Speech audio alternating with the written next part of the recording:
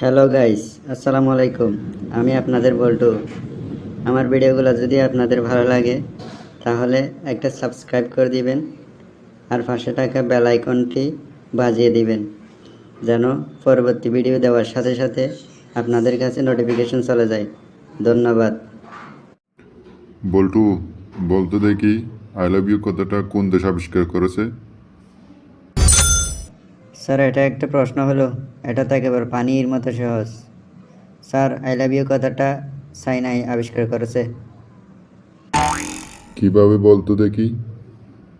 Sir, এর কোনো guarantee নেই, কোয়ালিটিও নেই।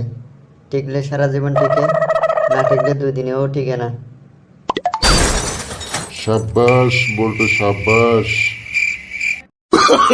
Oh, no, no, no, no.